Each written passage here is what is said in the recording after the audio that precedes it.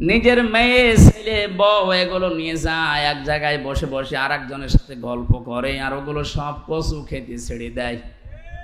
যাদের সাথে ছেড়ে দিয়েছে সবই তোর মাহারাম নাকি? দুনিয়াতে বহু এই শুকর মার্কা মানুষ দেখতে পাওয়া যায়। নিজের বউ সুন্দরী, নিজের মেয়ে, নিজের পুত্রবধূ এগুলো নিয়ে যায় মার্কেটে, বিভিন্ন অনুষ্ঠানে, দোকানে। নিজে এক জায়গায় বসে বসে গল্প করে, আর ওগুলো সব আল্লাহর রাস্তায় ছেড়ে দিয়েছে। বেশি বললাম? অনেকে এমনও দেখা যায় নিজের স্ত্রী যদি একটু সুন্দর হয়, ও দিশায় পায় না করবে কি, ও মনে করে মানুষকে দেখাতে পারলেই সওয়াব। আমি যখন বিশ্ববিদ্যালয়ে ছিলাম ওই সময় দেখে কুষ্টিয়ার ওই যে গোল চত্বরে একজন নিয়ে যাচ্ছে মোটর সাইকেলে করে তার বউ। সালাম দিলাম, বললাম কে? তোমার ভাবি। কি পরিয়েছেন? কি শাড়ি না মশারি? একবার তাকানোর পর আর তাকানো যাচ্ছে না, এত পাতলা।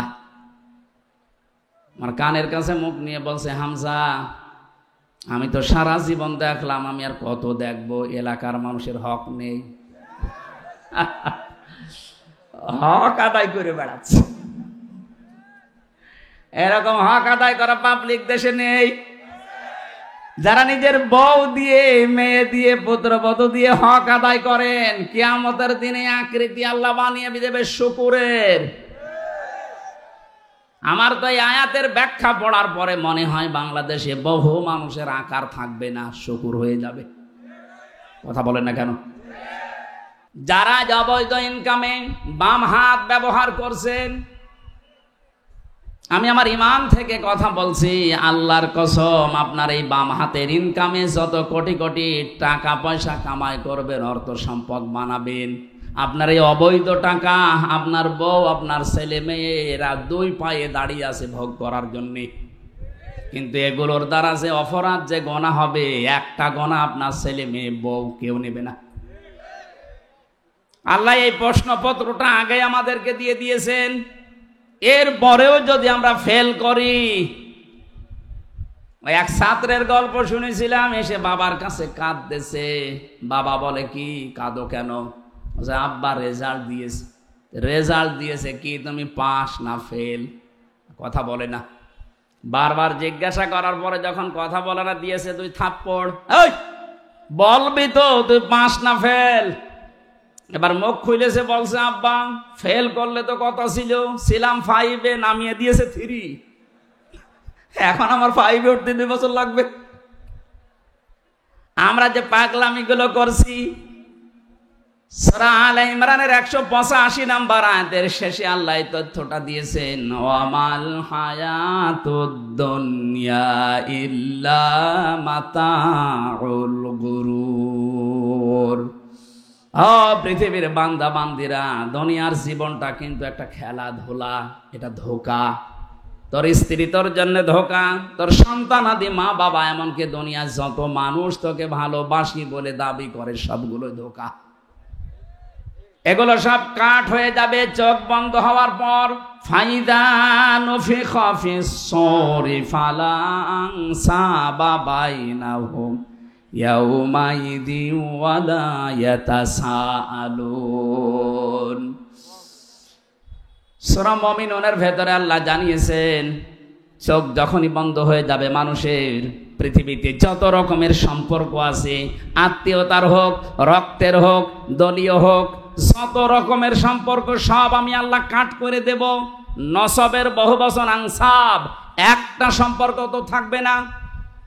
এ প্রশ্নপত্র হাতে পাওয়ার পরেও যদি কোনো জ্ঞানী মানুষ আমরা ফেল করে বসি, তবে আমাদেরকে 5 থেকে 3 না 5 থেকে 1-এ নামানো দরকার। আমি সহ যারা আছি এরকম পাগল, আজকে থেকে আর পাগলামি যেন না করি। আমার কথা বুঝতেছেন? কিয়ামতে যদি কুকুরের সুরত নিয়ে ওঠা লাগে, যে আমি কি করলাম এ বিশাল সম্পদের পাহাড় তৈরি করে, আমি ভোগও করতে পারলাম না। দুনিয়াতেই যদি এই অপমান, এই যে সচিব যিনি ধরা পড়েছে রাতে, ওনার যে এখন কি হবে উনি জানি আর আল্লাহ জানি। আর ইসলামী রাষ্ট্র হলে ওনাকে তো এখন ফাঁসি দেওয়া হইতো। যেই কয়জনই ধরা পড়েছে আপনি তাকান, এক একজনের শুনলাম 620টার উপরে বাড়ি আছে তার, সারা পৃথিবী মিলে। ভ্যান চালকের মতো যদি হালাল রোজে উপার্জন করা লাগতো, কিয়ামতের আগে এই পৃথিবীতে কেউ 620টা বাড়ি বানাতে পারতো না। অথচ 15.5 বছর অলরেডি অনেকে বানিয়েছে। 350 এমপি এবং নির্বাচন কমিশনের যে 15 জন দায়িত্বে ছিল, একজন পটল তুলেছে, এখনো 14 জন আছে। প্রত্যেকের এখন হিসাব নেওয়া হচ্ছে যে টাকা পেলেন কোথায় বলেন। ইসলাম যদি এদেশে থাকতো, হিসাব না, শুধু ধৈর্য আর প্রমাণ হলেই কে আল্লাহ ফতে করে দিত। এইটা দেখার পরে কিয়ামত পর্যন্ত এই দেশে আর অবৈধ সম্পদের পাহাড় কেউ গড়তো না। এটা বন্ধ করা দরকার। আর এটার জন্য কোরআনে কারিমের আইন ছাড়া বানানো আইন দিয়ে সম্ভব না। যেহেতু এখনো কোরআনে কারিমের আইন এদেশে আসেনি, আমরা যারা বিবেকবান আছি, কিন্তু বিবেকটা কাজে লাগান। কুকুরের মতো স্রোত নিয়ে কিয়ামতে উঠলে কি হবে আপনার? আপনি মনে করেন 2000 বছর হায়াত পেলেন, 2000 বছর পরে তো মরবেন নাকি? কথা বলেন না কেন? আপনার যাতে কত বড় বড় মহারথী কবরে চলে গেছে। বিশ্ব নবীকে আজরাইল অফার দিয়েছিল, আপনি যদি থাকতে চান যতদিন ইচ্ছা থাকতে পারবেন। নবীজি বলেছেন তারপরে কি? বলে হ্যাঁ, তারপরে মরা লাগবে। নবীজি বললেন দেখো, মরা যদি লাগবে তখন আমার রেখে যাওয়া দরকার নেই, আমার নিয়ে চলো। তারে তো অফার দেওয়ার পরেও তিনি গ্রহণ করেননি, আর আপনার অফার নেই। সর্বোচ্চ এদেশের এখন গড় আয়ু হচ্ছে 65-67 বছর। আপনি এরপরে যদি বেঁচে থাকেন, মনে করবেন আপনি বোনাস পেয়েছেন, আমাদের হায়াত ধার করে বেঁচে আছেন। কথা বলেন না কেন? যিনি পালিয়ে গেছে বারবার ওখান থেকে, যে মোবাইলে কল রেকর্ড করে এডিটিং করে ফাঁস করছে, বলছে আমি আসতেছি, লিস্ট করে রাখো। আপনি আবার কবে আসবেন? আপনার যা বয়স, এ বয়সে তো এমনি আমাদের হায়াত নিয়ে আপনি বেঁচে আছেন। কথা বলেন না কেন? 65 থেকে 67 যদি গড় আয়ু হয়, তাহলে ওনার বয়স এখন, কথা বলেন না কেন? উনি আমাদের হায়াত নিয়ে বেঁচে আছে, তারপরও বলছে আমি আসতেছি। আমরা এই মুহূর্ত থেকে শুধু মাহফিল শুনতে আসা না, আমরা এই মুহূর্তে সিদ্ধান্ত নেওয়া লাগবে কিয়ামতে যেন আমার আকৃতিটা অন্তত হামজার আকৃতি থাকে, কুকুর হয়ে না যায়। কিছু মানুষের আকার হবে সাপের মতো। তাফসিরে ফি জিলালিল কোরআন মুফাসসির লিখেছেন, সূরা রহমানের এই তাফসিরে 10 প্রকার আকৃতির কথা ওখানে আছে। সাপের কাজ কি? একটা মানুষকে সবল দেয়, লোকটা মারা যায়, সাপের কোনো লাভ হয়? বলেন না কেন? 15.5 বছর আপনি তাকান, অধিকাংশ মানুষের চেহারা সুরত কিয়ামতে সাপের মতো হবে। কারণ এরা সকাল থেকে ওঠার পরে বিকাল পর্যন্ত শুধু ধান্দায় থাকতো, কার ক্ষতি করব, কাকে বিপদে ফেলবো, কাকে মিথ্যা মামলা দিয়ে ধরিয়ে দেব। লোকটার মাঝখানে ক্ষতি হয়ে যেত, এর কোনো লাভ হইতো না। এর লাভ হয়তো একটু পদ পেত। কারণ এই দেশে যত নিরীহ মানুষকে আপনি বিপদে ফেলতে পারবেন, এই জালেমদের নীতি ছিল তাকে উপরে তুলে দেওয়া। কি হয়েছে এখন আপনার? এজন্য আহ্বান জানাচ্ছি, শুধু দুনিয়া না, আর একটা জগৎ যেহেতু সামনে আছে, আমাদের আকার আকৃতি যেন সাপের মতো, কুকুরের মতো, শুকুরের মতো, পেশাবাদুর সামসিকার মতো হয়ে না যায়। আমাদের এই আকার আকৃতি যেন কিয়ামতে আল্লাহ মানুষের মতো রাখে। বলেন আমিন। আবহমান কাল থেকে এমন এমন নিয়ম নীতি চালু করা আছে ইসলামের নামে, হে নবী যখন কোরআনের তাফসীর করবেন, ব্যাখ্যা করবেন, ওইগুলো টিকবে না। কারণ কোরআন মানে আলো, আলো আসলে অন্ধকার দূর হবে। আলো জ্বালালে অন্ধকার দূর। অন্ধকার যখন দূর হয়ে যাবে, ওরা চিন্তা করবে একই এতদিন আমি এই জুলুমের ব্যবসা, শিরকের ব্যবসা, বেদাতের ব্যবসা করে খাচ্ছিলাম, এ দেখি সব উল্টিয়ে গেল। ওই মানুষগুলো তখন আপনার উপরে রেগে ফেলবে, এমনকি আপনাকে তেড়িয়ে আসবে মারার জন্য। এটা সূরা হজের ভেতরে আছে। ওয়াইদা তুতলা আলাইহিম আয়াতুনা বায়্যিনাতিন তা'রিফু ফি ওয়ুজুহিল্লাযীনা কাফারুল মুনকার। আল্লাহ পাক বলেন যখন আমার আয়াতগুলো তেলাওয়াত করে বিশ্লেষণ করবেন, বাজ্যেনাত মানে দলিল আর প্রমাণ দিয়ে দিয়ে বলবেন, হে নবী দেখবেন কিছু মানুষ আছে ওরা রাগে ফুলবে এবং আপনার দিকে তেড়ে আসবে। এজন্য কোরআনে হারাজনের ব্যাখ্যায় দুইটা পড়েছি, না বুঝে রাগ করা এবং কিছু মানুষের ব্যবসা বাণিজ্য বানানো সেগুলো বন্ধ হয়ে যেতে পারে, তখন তারা মন খারাপ করবে, রাগ করবে। এই ধরনের মানুষ সারা পৃথিবীতে আছে, এ বগুড়ায়ও আছে। কথা বলে না কেন? আমরা কারো দিকে না তাকিয়ে কে খুশি হবে বেজার হবে না, আমার আল্লাহর দিকে তাকিয়ে আমরা আরম্ভ করছি। সূরা মায়দা 35 নাম্বার একটা মাত্র আয়াত পড়েছি। জবান খুলে কোরআনের সোনালী আয়াত পড়েন, আউযু বিল্লাহি মিনাশ শাইতানির রাজিম, বিসমিল্লাহির রহমানির রহিম, ইয়া আইয়ুহাল্লাযীনা আমানুত্তাকুল্লাহ ওয়াবতাগু ইলাইহিল ওয়াসিলা ওয়াজাহিদু ফি সাবিলিহি লাআল্লাকুম তুফলিহুন। সাদাকাল্লাহুল আযীম। কোন সূরা বললাম যেন? মায়েদা। বলেন না কেন? এটা একটা ক্লাস চলছে, ছাত্রের মতো 1 2 ছেলেরা যেভাবে জবাব দেয় ওইভাবে জবাব দেবে। কোন সূরা? মায়েদা মানে দস্তরখানা। মায়েদা মানে কি? খাবারের প্লেট। তামাম পৃথিবীটাকে আল্লাহ একটা খাবারের প্লেট বানিয়ে দিয়েছেন। এই জন্য রিজিক নিয়ে, খাবার নিয়ে আপনার চিন্তা করার দরকার নেই। আপনার চিন্তা করা দরকার আপনার জীবন নিয়ে। আপনাকে দুনিয়াতে পাঠানোর 50,000 বছর আগে আল্লাহ পাক রিজিকের ব্যবস্থায় দুনিয়ায় ছড়িয়ে রেখেছেন। আপনার রিজিক যেভাবেই হোক আসবে, কিন্তু এই রিজিকটা পাওয়ার জন্য কেউ যদি বাম হাতের ইনকাম করে, আমার আল্লাহর আরশ পর্যন্ত তার উপরে কেঁপে যায়। আজ বাংলাদেশকে অস্থিতিশীল করার জন্য অনেক মানুষ, ব্যবসায়িক যারা আছেন, সিন্ডিকেট করে বিভিন্ন জিনিসের দাম বাড়িয়ে দিচ্ছেন। এক কথা বলছেন না কেন? আপনার কত টাকা লাগবে? বিশাল তিমি মাছের টন টন খাবার লাগে প্রতিদিন।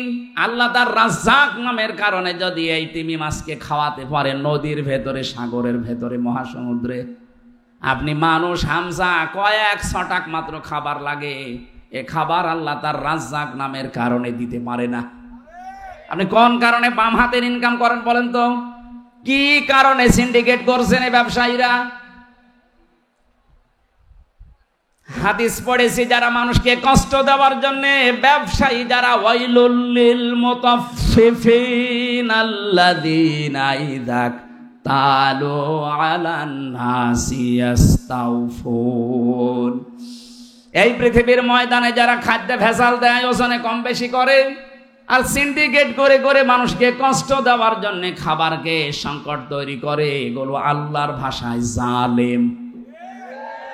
এটা রেকর্ড হচ্ছে, সারা বাংলাদেশে যাবে। সবাইকে জানাচ্ছি, আজকে থেকে আপনি ফিরে আসবেন।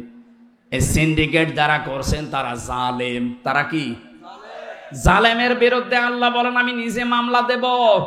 সুতরাং সিন্ডিকেটের মাধ্যমে যারা জালেম হয়ে যাচ্ছেন, আর টাকা পয়সা আপনার কিছু আসবে, কিন্তু আপনি জালেমের খাতায় নাম লিখান, কিয়ামতের দিন আল্লাহ নিজে আপনার বিরুদ্ধে মামলা দায়ের করবে। তখন আপনার এই সম্পদ, আপনার এই ছেলে মেয়ে, এই বউ, দলের লোক সব দিয়েও পার পাবেন না। সূরা আলে ইমরান এটা আছে। কিয়ামতে কাফেরেরা তামাম পৃথিবীর সব দেওয়ার জন্য আল্লাহকে বলবে, এগুলো সব দিয়ে দিলাম, আল্লাহ তুমি আমাকে অন্তত বাঁচাও। আল্লাহ পাক বলেন কখনোই না। এটা সূরা মারিজের ভেতরে আছে। ইয়াওয়াদ্দুল মুজরিমু লাউ ইয়াফতাদি মিন আযাবি ইয়াউমিদিন বিবানি ওয়া সাহিবাতিহি ওয়া আখি ওয়া ফাসিলাতিহি আল্লাতী তুবি ওয়া মান ফিল আরদি জামিআ সুম্মা ইউনজি। আল্লাহ পাক বলেন প্রথমে যখন বিচার করব এই মানুষগুলোর যারা জালেমের তালিকায় নাম আছে এদেরকে ডাক দেওয়া হবে। সিন্ডিকেট করলে তার নাম আল্লাহর তালিকায় কি বলেন তো? আরো জোরে, জোর হলো না, আর একবার। এদেরকে ডাকার পরে ওরা বলবে আল্লাহ আমার এই যে মেয়ে আছে, আমার বউ আছে, আমার স্ত্রী সন্তান আছে, আমার টাকা পয়সা আছে, আমি কামাই করেছি বৈধ অবৈধ মিলে, অমাং ফিল আরদি জামিআ, এমনকি দুনিয়া যা আছে আমার স্থাবর অস্থাবর সব আমি দিয়ে দিলাম। এগুলো কি আর কি মনে হচ্ছে আপনার কাছে? আল্লাহর কথা কোনো মিথ্যা নেই। আল্লাহ বলেন এর পরেও লোকটা কেঁদে কেঁদে শেষে বলবে সোম্মায়ুজি, আমাকে আপনারা মাফ করেন।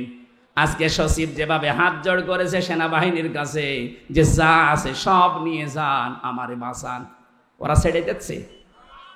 সেনাবাহিনী যদি আপনাকে না ছাড়ে অবৈধ ইনকামের কারণে, কিয়ামতে মাহশারে আদালতে কোটি কোটি মানুষ থাকবে, সবার সামনে আপনার বিচার হবে।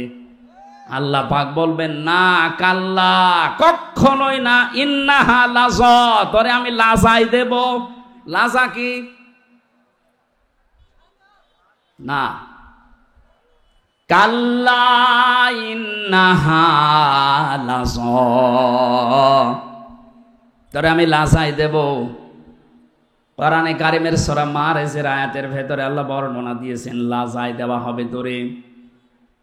নাযাআতাল লিশাওয়া তাদউ মান আদবারা ওয়া তাওয়াল্লা ওয়া জামাআ ফাআওয়া। লাজার প্রথম পরিচয় আল্লাহ বলেন এমন একটা জাহান্নামের দরজা দিয়ে তোরে প্রবেশ করাবো, ওই ঘরে ঢুকলেই তোর চামড়া আগে আলাদা হয়ে যাবে। পৃথিবীতে বহু শাস্তির জায়গা আমি দেখেছি। আয়না ঘরে আমারে 10 দিন যে অত্যাচার করেছিল ওরা আমার উপরে, আমি নিজে তো সাক্ষী, আমি দেখেছি। উল্টো করে আমারে চলিয়েছে, চোখ বেঁধে পেছনে হাত হ্যান্ডকাপ দিয়ে মাথায় দড়ি দিয়ে 11 ঘন্টা টাঙিয়েছে। খাবার দাবার না, পানি চেয়েছিলাম বলে পানি নেই। বহু প্রশ্ন আমাকে করেছে, যে সমস্ত জিনিস দিয়ে যে নখ তুলে নেয়, এই সমস্ত জিনিসগুলোর সামনে এনেছিল। অত্যাচার জুলুম যতটুকু আমি পেয়েছি, কিন্তু আমার শরীর থেকে কোনো চামড়া খসেনি। কথা বুঝতেছেন? হ্যাঁ, কিছু মানুষের নখ তোলা আছে আমি দেখেছি। ওই মাটির নিচে যে ঘরের ভেতর আরো অত্যাচার করে, ওই মানুষগুলোর কিছু হাড়ও আমাকে দেখিয়েছে যে এইগুলোকে শেষ করে ফেলেছি। শিবিরের কেন্দ্রীয় সাবেক সভাপতি দেলাওয়ার ভাই এবং মাসুদ ভাইকে যারা কুত্তার মতো পিটিয়েছিল, কুকুরকে যেভাবে মানুষ পিটায়, লাঠি দিয়ে, গোতা দিয়ে, লাঠি দিয়ে যেভাবে মারে, আমারে বলছিল যে এইভাবে আমরা মেরেছিলাম। আল্লাহ এমন শোধ নিয়েছে, এখন তারা গর্তের ভেতর থেকে বের হওয়ার কায়দা নেই। তা আমি এখানে নাযাআতাল লিশাওয়া এর ব্যাখ্যায় কথা বলছিলাম। পৃথিবীতে বহু শাস্তির জায়গা আমি দেখেছি। পৃথিবীর বড় বড় হাজতখানার নাম শুনেছি, কারাগারের। আমেরিকার ওই কারাগার খুব কঠিন, ব্রিটেনের কারাগার খুব কঠিন, রাশিয়ার কারাগার খুব কঠিন, কিন্তু মানুষের চামড়া তুলে ফেলে এমন জায়গা আমি শুনিওনি, পাইওনি। আল্লাহ বলেন এমন একটা ঘর বানিয়েছি, ওখানে ঢুকলে আগে চামড়া খসে যাবে। এই লাজা কাদেরকে ডাকবে জানো? 2টা গুণ যাদের ভেতরে আছে, তাদউ মান আদবারা ওয়া তাওয়াল্লা, ওদেরকে লাজায় ডাক দেবে, আসো ভাতিজা আসো। বলে না এটা? আসো ভাতিজা আমার দিকে আসো। কাদের? যারা সত্যকে সত্য জানার পরে মুখ ফিরিয়ে থাকতো। এ বাংলাদেশে এই রোগ বেশি, চোখে আঙ্গুল দিয়ে দেখিয়ে দেওয়া হয়, এরপরও ঘাড় ঘুরিয়ে চলে যায়। আপনার কি করা লাগবে? ফেরেশতা এসে আপনাকে পিটাবে, তাহলে তো সব হয়েই গেল। নবীজিকে আল্লাহ জানিয়েছেন, হে নবী আপনি দাওয়াতি কাজগুলো করেন। ওরা যে মানতে চায় না, ওরা কি চায়? ওরা কি চায় যে মেঘ থেকে কেউ এসে আপনার নবুয়তের সাক্ষী দিক। এরকম যদি কেউ দেয় তাহলে আমার আর দুনিয়ায় পাঠানোর দরকার কি? এটা তো পরীক্ষার জায়গা। আমাকে না দেখে ওরা ফিরে আসে কিনা আমি এইটা দেখতে চাই। সুতরাং সত্যকে সত্য জানার পরেও যারা মুখ ফিরিয়ে চলে যান, ঘাড় ঘুরিয়ে চলে যান, আপনার স্থান হবে ওই লাজায়, গেলে আপনার চামড়া আগে খসে যাবে। ও জামা ফাআওয়া, 2 নম্বরে যারা মাল সম্পদ জমা করে আর বারবার হিসাব করে কত হচ্ছে। 15.5 বছরে বহু মানুষ এই করেছিল, শুধু জমা করতো আর হিসাব করতো কিরকম হয়েছে। একটাও এখন ভোগ করার কোনো কায়দা আছে? এখন যে দাবি করবে এইটা আমারও, দাবি করলেও মার খাবে। আমার ভাইরা, আমি যে কথাটা তুলেছিলাম, সূরা মায়েদা আল্লাহ রাব্বুল আলামিন জানাতে চেয়েছেন, বান্দা মাত্র কয়েক 6টা খাবার লাগে তোমার জন্যে, এতটুকু খাবারের জন্য তুমি ডান বাম হাত কিছু মানো না, সব হালাল করে নাও বাবা, শাহজালাল সব হালাল। অথচ তামাম দুনিয়াটা আমি দস্তরখানা খাবারের প্লেট বানিয়েছি। আজ যারা সিন্ডিকেট করে করে মালের দাম বাড়িয়ে দিচ্ছেন, কিয়ামতে আপনাকে আল্লাহ নিজে লাজায় ঢুকিয়ে দেবে। বলেন নাউজুবিল্লাহ। এটা শুধু যদি বগুড়ার জন্য হয়তো এই আয়াতগুলো আমি পড়তাম না, সারা বাংলাদেশ সহ বিশ্বের সব জায়গায় এটা বিভিন্ন ভাষায় যাবে। সবাইকে উদ্দেশ্য করে বলছি, আমরা যেন পাগলামি না করি। কার জন্য করছেন? যার জন্য করছেন ওইটাই আপনার দুশমন হয়ে দাঁড়াবে। আল্লাহ পাক এই সূরাতে যতগুলো আয়াত দিয়েছেন, মাত্র একটা আয়াত আমি পড়লাম, 120টার উপরে আয়াত আছে। একটা মাত্র আয়াতে দেখেন কত কত কথা আল্লাহ লুকিয়ে রেখেছেন। এই জন্য তাফসির করতে গেলে যদি এক শব্দ নিয়ে কেউ চিন্তা ভাবনা করে, তার জীবন শেষ হয়ে যাবে, কোরআনের ওই শব্দের কথা শেষ হবে না। আল্লাহ এখানে প্রথমে ডাক দিয়েছেন ইমানদারকে, কোনো বেঈমানকে ডাকেননি। আমরা যেহেতু ইমানদার, আল্লাহ আমাদেরকে ডাক দিয়ে বলেন ইত্তাকুল্লাহ, আমাকে ভয় করো। ভয় করা মানে কি? এই যে তো ভাই থাকে, এই ভাইয়ের মতো বিশাল জুব্বা গায়ে দিয়ে, পাগড়ি একটা মাথায় দিয়ে, হাতে তসবিহ নিয়ে শুধুমাত্র সুবহানাল্লাহ সুবহানাল্লাহ, এইটা না। ভয়ের ব্যাখ্যা পেয়েছি আমি 9টা। দুনিয়াতে সত্যি যদি কেউ আল্লাহকে ভয় করতে পারে, ভয় মানে খৌফ মানেও ভয়, তাকওয়া মানেও ভয়, ইনজার মানেও ভয়, কিন্তু ওই সমস্ত শব্দ না দিয়ে আল্লাহ তাকওয়া দিলেন কেন? খৌফ মানে সাপ দেখে ভয় করা, ইনজার মানে পুলিশ দেখে ভয় করা, কিন্তু তাকওয়া মানে আল্লাহর এমন ভয়, আল্লাহকে না দেখে ভয় করা শুধু না, তার নিষিদ্ধ কাজগুলো ঘৃণা করে ছেড়ে দেওয়া। তাহলে আজকে থেকে আমরা এই ভয় অর্জন করব। আল্লাহর যত নিষিদ্ধ কাজ আছে শুধু ছেড়ে দেব না, ওটা ঘৃণা করে ছেড়ে দিয়ে চলে আসবো। কথা বলে না কেন? তাহলে এই মাহফিল সাকসেস হবে, আমার জীবনে আমি কিছু পেতে পারি। এখন থেকে যদি আমল শুরু না হয়, সকাল থেকে আপনার মনে থাকবে না, আজকে থেকে এখন থেকে আরম্ভ করা লাগবে। যাদের কাছে আল্লাহর নিষিদ্ধ যেই জিনিস আছে, এই মুহূর্তে এটা বাদ দেওয়া লাগবে। শুধু না, ঘৃণা করে। কি করে? বলেন বলেন।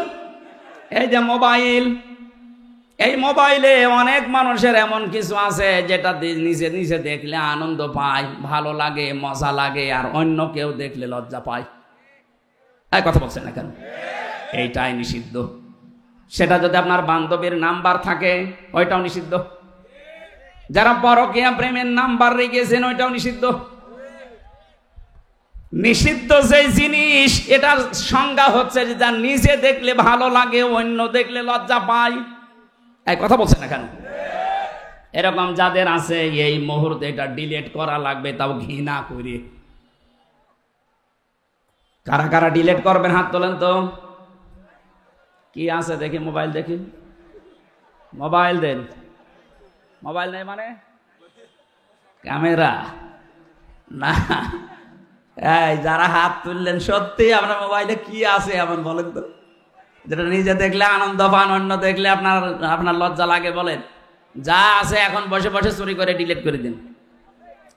যাদের বিভিন্ন বান্ধবীর নাম্বার আছে, পরকীয়া প্রেম করেন, এই নাম্বারও এখন ডিলিট করে দেন, ব্লক করে দেন, জীবনে ও যেন আর কল দিতে না পারে। দেখেন মুরব্বী মানুষ হাত তোলে, নাউজুবিল্লাহ। যুবক মানুষ দিয়ে একটা লাইন মাইন করলে মানা যায়, মুরব্বী মানুষ কি লাইন করে না। আমি একটা উদাহরণ দিলাম মাত্র। তাকওয়া মানেও ভয়, খৌফ মানেও ভয়। খৌফ আল্লাহ দেয়নি, দিয়েছেন তাকওয়া। তার মানে আল্লাহর নিষিদ্ধ কাজ আজকে থেকে যেইটা যেখানে বাঁধবে ওটা শুধু ছেড়ে দেবেন না, ঘৃণা করে ছেড়ে দেবেন। এই তাকওয়া যদি কেউ অবলম্বন করে, কোরআনে কারীম জানিয়েছে দুনিয়া আখিরাত মিলে আল্লাহ তাকে 27টা উপকার করবে। সুবহানাল্লাহ বলতে পারেন না? দুনিয়ার 1 নাম্বার উপকার, যদি বিপদে পড়ে দুনিয়ায়, এই তাকওয়ার কারণে নিষিদ্ধ জিনিস যেহেতু আল্লাহর কাছে স্যালেন্ডার করে ছেড়ে দিয়েছে ঘৃণা করে, দুনিয়ার বিপদে পড়লে আল্লাহ পাক নিজে তাকে সাহায্য করবেন। মানে এমন জায়গায় তাকে পৌঁছাবেন তার কল্পনাও ছিল না যে ওই জায়গায় যাওয়া যায়। এই আয়াতের তাফসিরে একটা ঘটনা আমি পড়েছি, তাবারির ভেতরে আছে। শেষ করে দেব নাকি? 1 ঘন্টা হয়ে গেছে, আমার মনে হয় 1 ঘন্টা কথা বলার নিয়ম। একটা ক্লাস চলছে না, ক্লাস তো 45 মিনিট হয়। এতক্ষণ বসে থাকবেন আপনারা? সুবহানাল্লাহ আলহামদুলিল্লাহ। একটু পানি নেই, পানি দেখি, পানি দিলে ভালো হয়। সুবহানাল্লাহ আলহামদুলিল্লাহ লা ইলাহা ইল্লাল্লাহ। ঠিক আছে।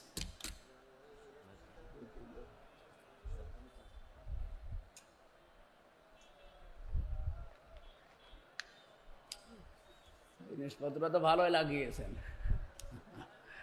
না? ঠিক আছে, রুচি আছে এদের।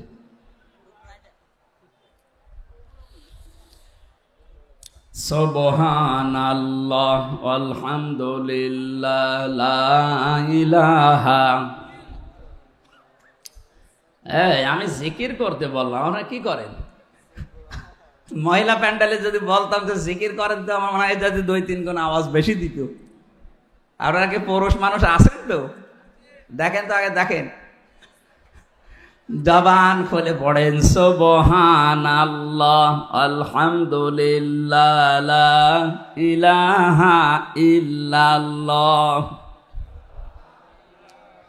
আলহামদুলিল্লাহ লা ইলাহা ইল্লাল্লাহ সুবহানাল্লাহ আলহামদুলিল্লাহ লা ইলাহা ইল্লাল্লাহ লা ইলাহা ইল্লাল্লাহ মুহাম্মাদুর রাসূলুল্লাহ। বগুড়াবাসী আল্লাহ রাব্বুল আলামিন পরের শব্দে আমাদেরকে জানিয়েছেন ওয়াবতাগু ইলাইহিল ওয়াসিলা। আমি আল্লাহ পর্যন্ত পৌঁছাতে। আরে ভাই, এর ভেতরে নিয়ে আসার সময় এখন কি আশ্চর্য। ঠিক আছে, যান, কি আসছে যান, শেষ হলে নিয়ে আসেন।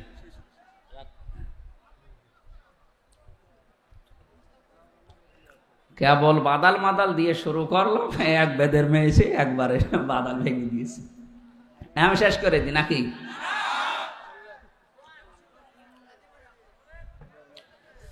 বগুড়াবাসী ওয়াবতাগু ইলাইহিল ওয়াসিলা, এই শব্দের ব্যাখ্যায় আমরা বিশেষ করে বাংলাদেশ, ভারত, পাকিস্তান, এই 3টা দেশে একটু ঝামেলা আছে।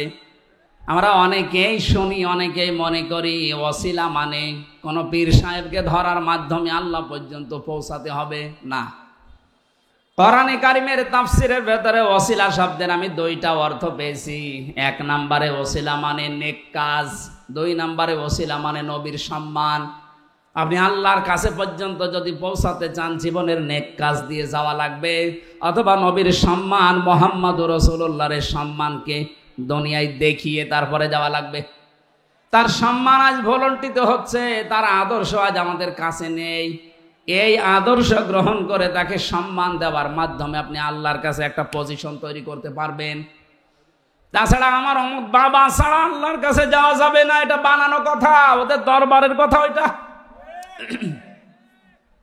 ওয়াবতাগু ইলাইহিল ওয়াসিলা, আমি আল্লাহর কাছে তোমার পজিশন আছে কিনা, কোনো চেয়ার আছে কিনা, তোমার মান মর্যাদা আছে কিনা একটু খেয়াল করো।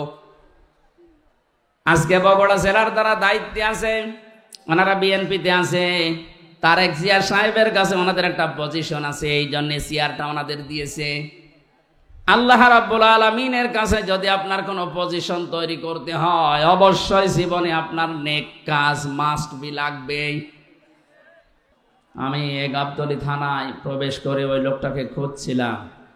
আগস্টের 5 তারিখের আগে এখানে আসার কারণে যিনি আমাকে এই মাঠের ভেতর দিয়ে তাড়া দিয়েছিল। আমি প্রায় 1-1.5-2 কিলোমিটার শুধু দৌড়িয়েছি। আমি ওই ওসি সাহেবকে খুঁজছি, কি যেন নাম ওর, আবুল কালাম। উনি যে কোথায় আছে আমি বহু জায়গায় খোঁজ লাগিয়েছি, লোকটাকে পাচ্ছি না। মানে কোন গর্তে যে লুকিয়েছে। আপনার যদি এত ক্ষমতা, উনি বলেছিল যদি হামজার সাহস থাকে তাহলে থানায় এসে আমার সাথে দেখা করুক। ওই সময় আমার পরিবেশ ছিল না। এখন আমি ওপেন বলছি, ওর কানে যদি এটা যায় সে যেন অন্তত আমার সাথে দেখা করে। সময় পাল্টিয়ে গেছে।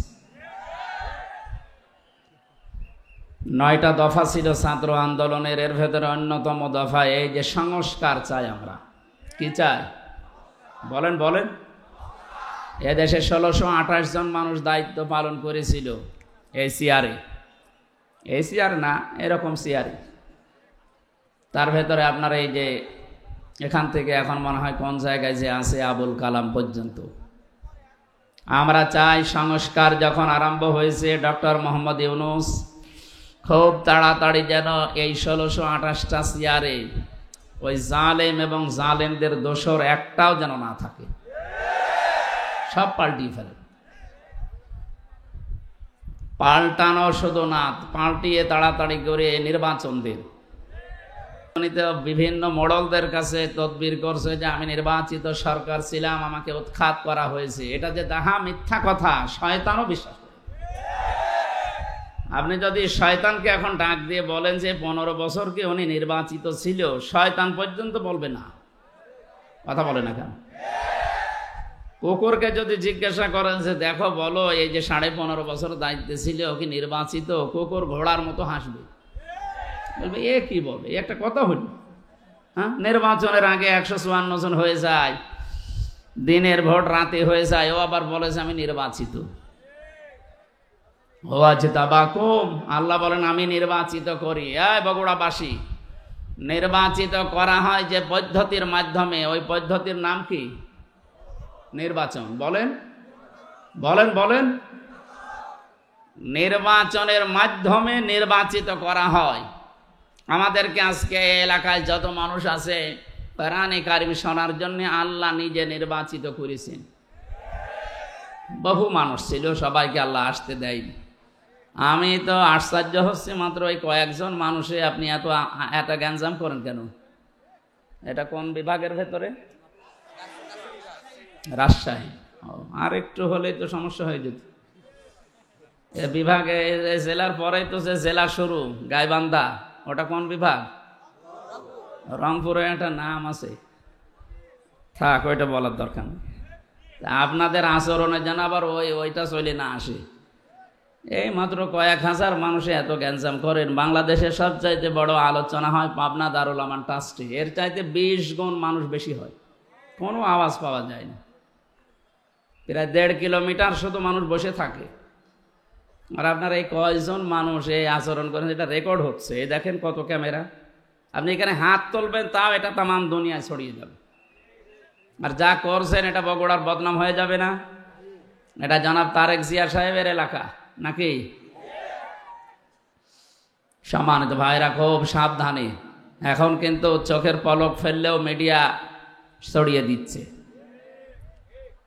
কয়েকদিন আগে আপনাদের এই জেলার কৃতি সন্তান জনাব তারেক জিয়া ভাইয়ের সাথে আমি কথা বলেছিলাম হোয়াটসঅ্যাপে। ওনাকে জানিয়েছিলাম যে আপনার জন্মস্থান বগুড়া, ওখানে যাচ্ছি। দোয়া চেয়েছেন, আমিও দোয়া করছি আল্লাহ রাব্বুল আলামিন তাকে সহি সালামতে আমাদের এই দেশে যেন আবার ফিরিয়ে আনেন। তো একটু সাবধানে থাকবেন। যারা দাঁড়িয়ে আছেন দাঁড়িয়ে থাকেন, বসে আছেন বসে থাকেন, যদি মনে বলে শুয়ে থাকবেন তো শুয়ে পড়েন, কিন্তু কথা বলবেন না। আমার রিকোয়েস্ট, আপনি হাত পা ধরে বলছি, আপনি কথা বলবেন না ভাই, কারণ কোরআন যারা শুনতে আসে তাদের কিছু দায়িত্ব আছে। আল্লাহ তাআলা বলেন ফাসতামিউ লাহু আনসিতু, যখন কোরআনে কারিম আরম্ভ হবে শুনবা এবং চুপ থাকবা, দুইটাই ফরজ। কারণ এটা এখন সাধারণ অনুষ্ঠান না, এটা একটা ইবাদত। এটা কি ইবাদত, যেভাবে করা লাগে আপনি ওইভাবে করেন। লাআল্লাকুম তুরহামুন, আশা করা যায় আল্লাহর রহমত এখানে নাজিল হবে ইনশাআল্লাহ। এটা তো যারা শ্রোতা দর্শক তাদের গেল, আমরা যারা বলতে আসি আমাদেরও কিছু দায়িত্ব আছে। আল্লাহ রাব্বুল আলামিন বলেন কিতাবুন উনজিলা ইলাইকা ফালা ইয়াকুম ফি সাদরিকা হারাজুম মিনহু লিতুনদিরা বিহি ওয়া যিকরা লিল মুমিনিন। আল্লাহ বলেন এই যে একখানা কিতাব, এটা আপনাকে আমি দিয়েছি, এই একটাই মাত্র কিতাব পৃথিবীতে পাঠিয়েছি, বাকি যা দুনিয়ায় পাঠিয়েছি সব এই কিতাবের ব্যাখ্যা। প্রশ্ন আসতে পারে, বড় বড় আসমানি কিতাব আছে এখনো 3টা, ছোট সহিফা আছে 100টা, ওইগুলো ওগুলো কিতাব, কিন্তু কিতাবের ব্যাখ্যা। এটা নাজিল হওয়ার আগে যত কিতাব, যত বই বলেন, পুস্তক বলেন আল্লাহ দুনিয়াতে পাঠিয়েছেন, প্রত্যেকটা কিতাব এই কিতাবের ব্যাখ্যা করার জন্য এসেছিল। সূরা ফাতিহার ভেতরে আল্লাহ যা দিয়েছেন, পুরা তাওরাতের ভেতরে আল্লাহ তাই দিয়েছেন, পুরা ইনজিলের ভেতরে আল্লাহ যা দিয়েছেন, বিসমিল্লাহর ভেতরে আল্লাহ তাই দিয়ে দিয়েছেন। আর সহিফার কথা আমরা জানি 100টা। হযরতে ইব্রাহিম, হযরতে শীষ, এই সমস্ত নবীদেরকে আল্লাহ সহিফা দিয়েছিলেন। এই নবীগুলো যত কিছু দুনিয়ার মানুষকে জানিয়েছে সব আল্লাহ পাক সূরা ইখলাসের ভেতরে দিয়ে দিয়েছেন। সুতরাং এই একটাই মাত্র কিতাব। হে নবী, আপনাকে আমি এটা দিয়েছি, শুধু চুমা খাবেন আর মাথার উপরে রেখে দেবেন। এদেশে তো এটাই চলে। এই কিতাব আমি কেন দিলাম জানেন? হাদা বায়ানুল লিন্নাস, আপনি এটা বর্ণনা করবেন মানুষের সামনে। কোন মানুষ? লিন্নাস, লাম শব্দ ব্যবহার করা হয় আরবি গ্রামার অনুযায়ী 13টা অর্থে। এখানে 9 নাম্বার অর্থে লেখা আছে লাম ব্যবহার করা হয় জীবিত মানুষদের জন্য। কাদের জন্য? এখানে যারা আছেন জীবিত না মরে গেছেন? সুতরাং বর্ণনা আজকে আপনার জন্যে। যদিও 15.5 বছরের নিয়মটা অনেকে তুলে দিয়েছিল, কোরআন আপনি পড়বেন, বোঝাবেন, পড়েন বোঝান মরা মানুষকে। জীবিত মানুষদেরকে কোরআন শোনাবে ব্যবস্থা করলে বন্ধ করে দিত। এমনকি এমন সিস্টেম তৈরি করে রেখেছিল 14 জায়গায় পারমিশন নেওয়া লাগবে, ও ছাতা কেউ নেবেও না, কোরআন শুনতেও যাবে না। অলিখিত একটা ঘোষণা ছিল, কোরআন যেন মানুষ শুনতে না পারে। এই উপলব্ধিটা ছিল আবু জেহেলের। 1500 বছর আগেও জেনেছিল যে আমি যে চেয়ারে বসে আছি এটা তো অবৈধ চেয়ার। জনগণ যদি মুহাম্মদুর রাসূলুল্লাহর কণ্ঠে কোরআন শোনে আর কোরআন যেটা বলতে চায় ওটা যদি বুঝে ফেলে, তাহলে আমার যে চেয়ার আছে এ চেয়ার থাকবে না। কথা বলেন না কেন? এই 15.5 বছরে যারা ছিল ওরা আবার ভালোভাবে বুঝতো যে কোরআন যেটা বলতে চায় ওটা আমাদের সাথে মিলবে না। এই জন্য বিভিন্ন জেলাতে গেলেই বলে হুজুর আমাদের বিরুদ্ধে বলবেন না। আরে ভাই, আপনার পক্ষে বলার মতো কোনো আয়াত তো কোরআনে নেই। আছে? ছাত্রলীগকে নিষিদ্ধ করার পরে অনেকে বলছে না ঠিক হয়নি, ওদের নিষিদ্ধ করার 1000 কারণ আমি জানি। বিশ্বজিৎকে হত্যা মামলায় যে লোকটা আমার সাথে 3 বছর জেলে ছিল, আবরার ফাহাদকে হত্যা মামলার 16 জন আমার পাশে ছিল।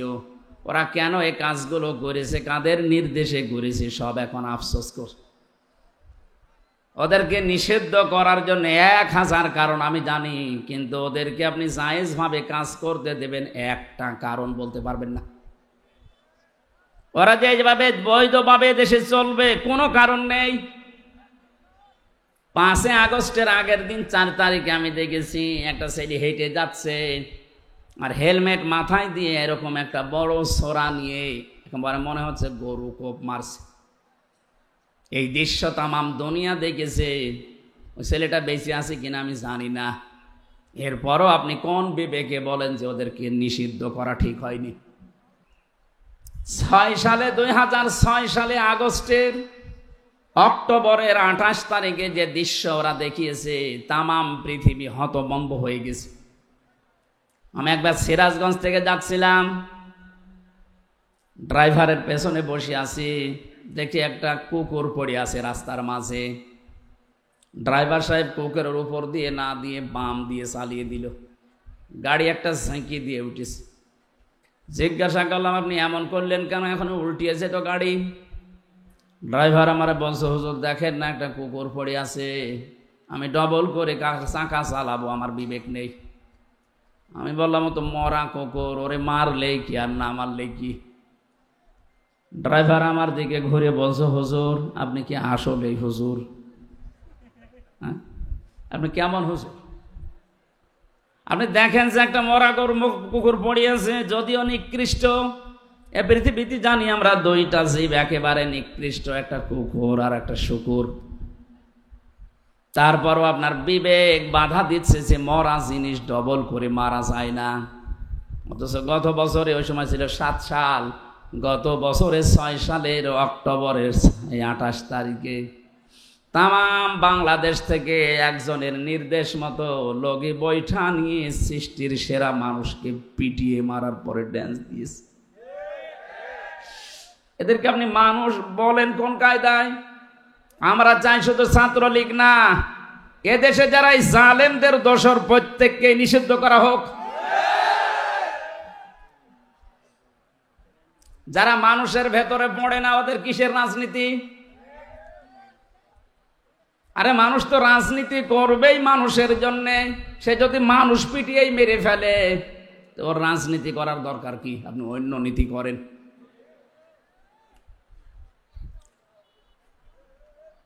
বগুড়াবাসী আমি যেটা বলতে চাই, লিন নাস আল্লাহ দিয়েছেন, লাম ব্যবহার করা হয় জীবিত মানুষদের কারণে। সুতরাং কোরআন শোনানো লাগবে, কোরআন বোঝানো লাগবে জীবিত মানুষকে, না মরা মানুষকে। আমরা এই সিস্টেম পাল্টাতে চাই। মানুষ মারা গেলে দেখা যায় উনি ডাক দিয়েছে 10 জন হাফেজ মনে কোরআন শরীফ পড়েন, ও মরিয়ে গেছে, পড়ি করবেন কি? ওর জীবনটা যদি কোরআন কেন্দ্রিক চলে, তাহলে মরে গেলে পড়া লাগবে না, কোরআন তাকে সুপারিশ করবে। আর জীবন যদি চলে উল্টা পাল্টা, এই যে দরবেশের মতো 36,000 কোটি টাকা মারিংকাটি করিস, ওর সামনেও মরে গেলে কোরআন পড়লে ওর আযাব আরো বাড়বে। যখনই আপনি সুদের আয়াত, ঘোষের আয়াত, মানুষের টাকা আত্মসাতের আয়াত আসবে, হাফেজ সাহেব তো পুড়িয়ে যাবে। গজবের ফেরেশতার ওর লাশের চারিদিকে থাকবে, জিজ্ঞাসা করবে, বেটা কি পড়ে কোরআন দিয়ে? এটা তোর জীবনে ছিল, তার মানে ছিল না। ফেরেশতারা বলবে, যাক আমাদের মনে ছিল না।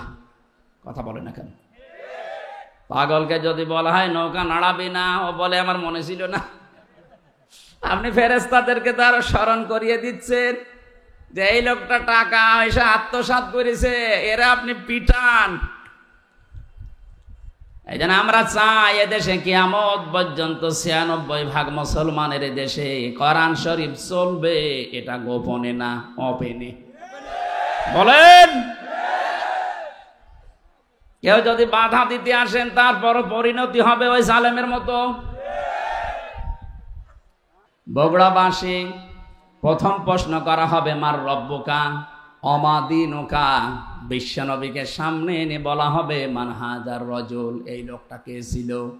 এই তিনটার জবাব যদি কেউ সঠিকভাবে বলতে পারে, রব্বি আল্লাহ দীনুন আল ইসলাম হাযা নবিয়ুনা মুহাম্মাদুর রাসূলুল্লাহ সাল্লাল্লাহু আলাইহি ওয়াসাল্লাম, সঙ্গে সঙ্গে ফেরেশতারা বলবে, আল্লাহর বান্দা এগুলো পেলে কোথায়? ও বগুড়াবাসী, আপনাকে 4th নম্বরের প্রশ্নে জবাব দেওয়া লাগবে আমি কোরআনে পেয়েছি। কারণ ফেরেশতারাই একটা কিতাবই চেনে। আপনি যদি পৃথিবীর কোনো বইয়ের নাম বলেন যে মাইকেল জ্যাকসন একটা বই লিখেছি, এই বইয়ে পেয়েছি, দাঁত মুখ যা আছে আরো খুলে ফেলবে। কারণ ফেরেশতারা মাইকেল জ্যাকসন চেনে। কথা বলে না কেন? সুতরাং চতুর্থ প্রশ্ন যেখান থেকে জবাব দেওয়া লাগে তার নাম কোরআন শরীফ। এইটার সাথে যদি আপনার সম্পর্ক না থাকে আপনি জবাব দেবেন কি দিয়ে?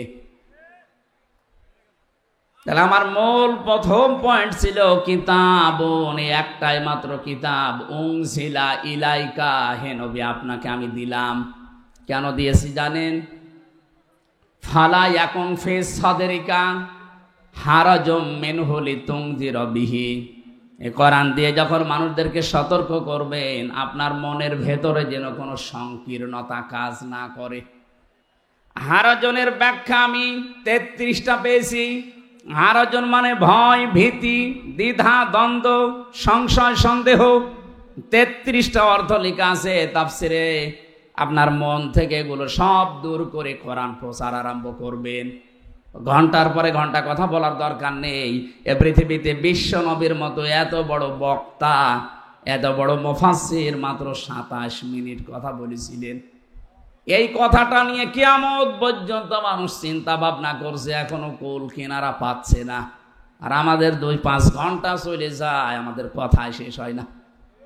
কারণ আমাদের কথার ভেতরে তো কোনো মাল নেই। কথা বলে না কেন?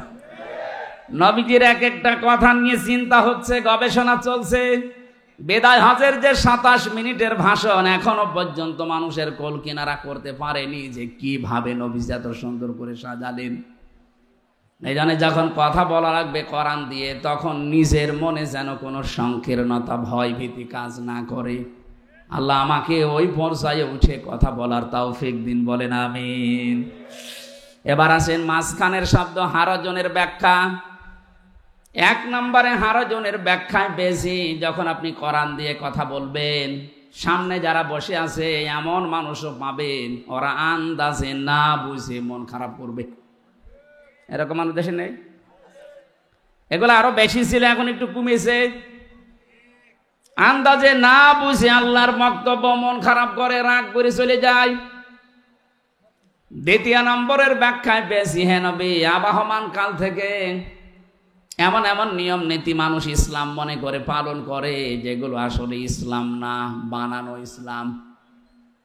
আপনি যখন কোরআনে কারিমের ব্যাখ্যা করবেন, বিশ্লেষণ শোনাবেন, কোরআন যেহেতু একটা আলো, কোরআন কি বলেন? কোরআনের বাইরে যা আছে সব অন্ধকার। আর পৃথিবীতে 3টা প্রাণী আছে, দেখবেন ওরা অন্ধকার ভালোবাসে, আলোতে থাকতে চায় না। একটা পেঁচা, বাদুর আর চামচিকা। নবগোড়ায় নেই? এরা দিনের আলোতে বের হয় না। রাতের আধার যখন বেশি হয়, অন্ধকার হয় বেশি, তখন বের হয়। বের হয়ে স্থির থাকে না, মানুষের ফসল নষ্ট করে। কথা বলছেন না কেন? বিভিন্ন জিনিসে হানা দিয়ে ওগুলো নষ্ট করে ফেলে। এই জন্য ওদের নামও দেখেন এরকম ডিজিটাল নাম, পেঁচা, বাদুর, চামচিকা। নাম শুনলেই মনে হচ্ছে, চেহারা মনে হয় একেবারে ঐশ্বরিয়া রায় হবে। পেঁচা নাম শুনলেই মনে হচ্ছে না চেহারা কেমন হবে? হ্যাঁ, কেউ যদি পেঁচা একবার দেখে, ওকে আর একবার দেখতে মন চাবে। ওদের কাজ কারবার ওই রকম, খালি মানুষের ফসল নষ্ট করবে, কলা নষ্ট করবে, পানের বরজ নষ্ট করবে। দিনের আলো, সূর্যের আলো ওদের ভালো লাগে না, এই জন্য রাতের আধার ওরা বেছে নেয়, ক্ষতি করে মানুষের।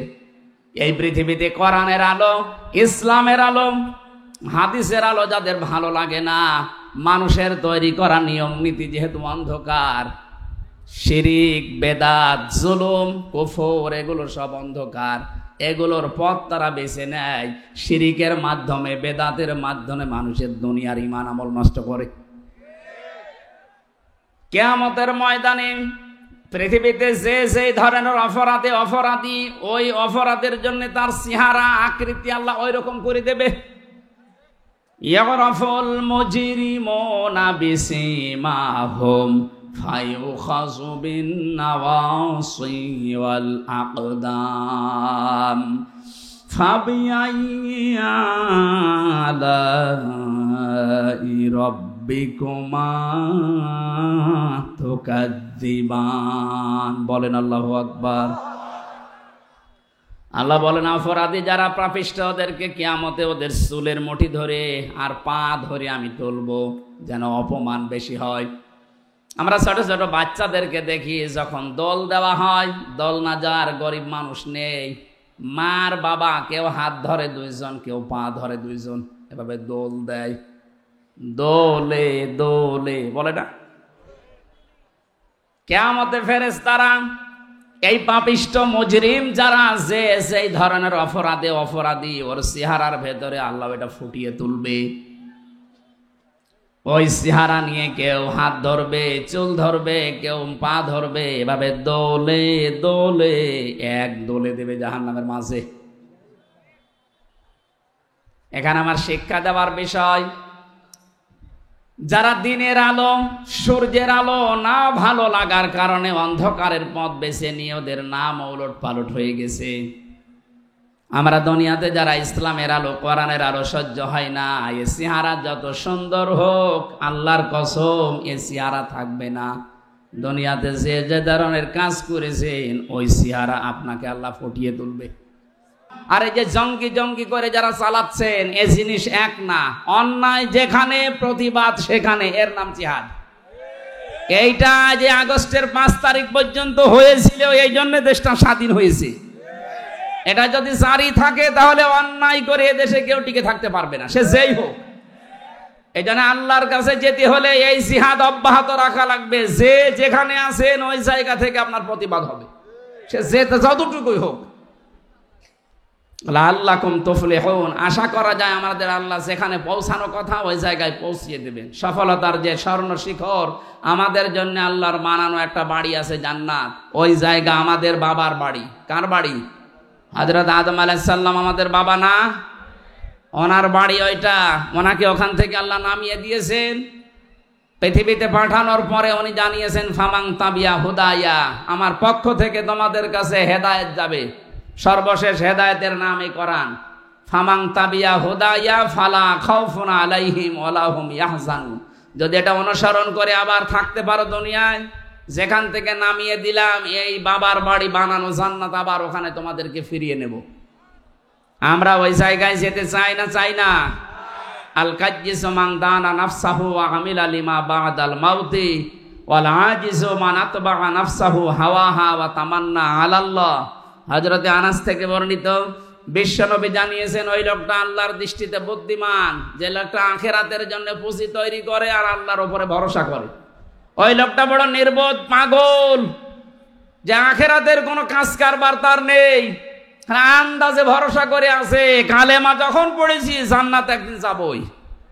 এই লোকটা পাগল এবং নির্বোধ।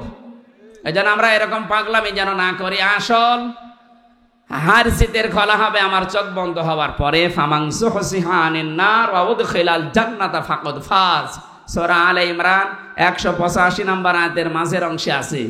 আল্লাহ বলেন, মানুষের ভেতরে জীবন সফল হয়েছে তার, যে আস্তে আস্তে করে জাহান্নামের কাজগুলো ছেড়ে দেয় আর জান্নাতের কাজের দিকে পা বাড়ায়। এই লোকটার জীবন সফল, আমি আল্লাহ তাকে মাফ করে জান্নাত এই ঘোষণা দিয়েছি। আল্লাহ রাব্বুল আলামিন আমাদেরকে জাহান্নামের যত কাজ আছে আস্তে আস্তে ছেড়ে দিয়ে জান্নাতের কাজগুলোর দিকে ধাবিত হওয়ার তৌফিক দিন। আমিন। বারাকাল্লাহু লানা ওয়া লাকুম ফিল কোরআনিল আযীম। আল্লাহুম্মা আমিন।